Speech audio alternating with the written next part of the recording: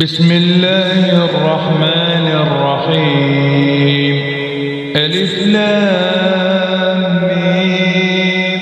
تنزيل الكتاب لا ريب فيه من رب العالمين. أم يقولون افتراه بل هو الحق من ربك لتنذر قوما ما أتاهم من نذير من قبلك لعلهم يهتدون. الله الذي خلق السماوات والأرض وما بينهما في 6 أيام ثم استوى على العرش. ما لكم من دونه من ولي ولا شفيع أفلا تتذكرون. يدبر الأمر من السماء إلى الأرض ثم يعرج إليه في يوم كان مقداره 1000 سنة مما تعدون. ذلك عالم الغيب والشهادة العزيز الرحيم الذي أحسن كل شيء خلقه وبدأ خلق الإنسان من طين ثم جعل نسله من سلالة من ماء مهين ثم سواه ونفخ فيه من روحه وجعل لكم السمع والأبصار والأفئدة قليلا ما تشكرون. وقالوا أإذا ضللنا في الأرض أإنا لفي خلق جديد بل هم بلقاء ربهم كافرون. قل يتوفاكم ملك الموت الذي وكل بكم ثم إلى ربكم ترجعون.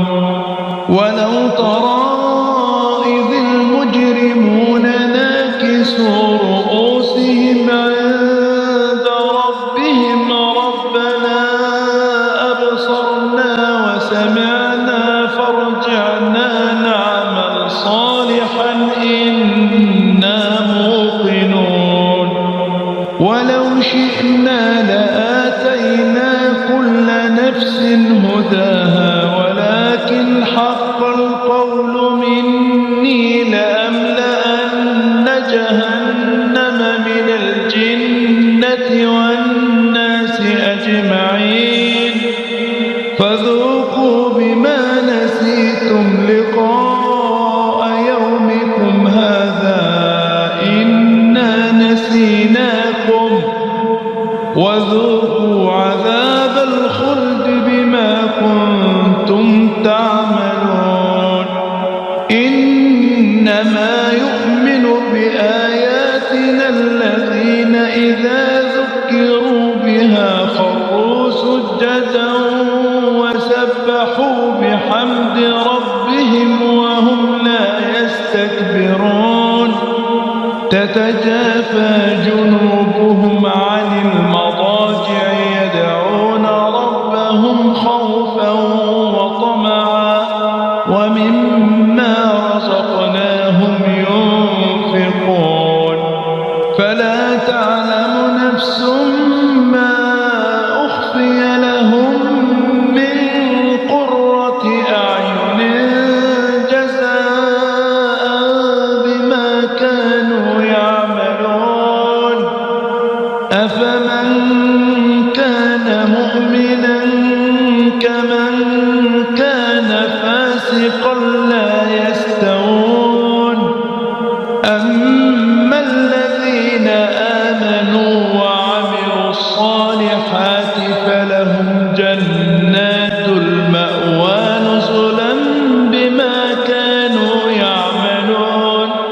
وأما الذين فسقوا فمأواهم النار كلما أرادوا أن يخرجوا منها أعيدوا فيها وقيل لهم ذوقوا عذاب النار الذي كنتم به تكذبون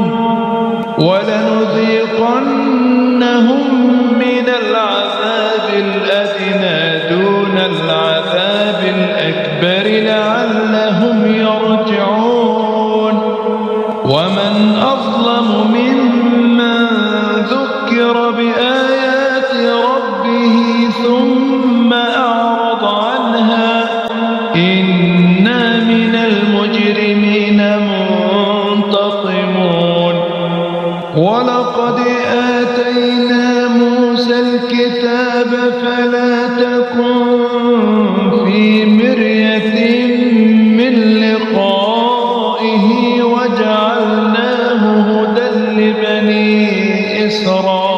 إسرائيل وجعلنا منهم أئمة يهدون بأمرنا لما صبروا وكانوا بآياتنا يوقنون إن ربك هو يفصل بينهم يوم القيامة فيما كانوا فيه يختلفون أولم يهد لهم كم أهلكنا من قبلهم من القرون يمشون في مساكنهم إن في ذلك لآيات أفلا يسمعون أولم يروا أنا نسوق الماء إلى الأرض الجرز فنخرج به زرعا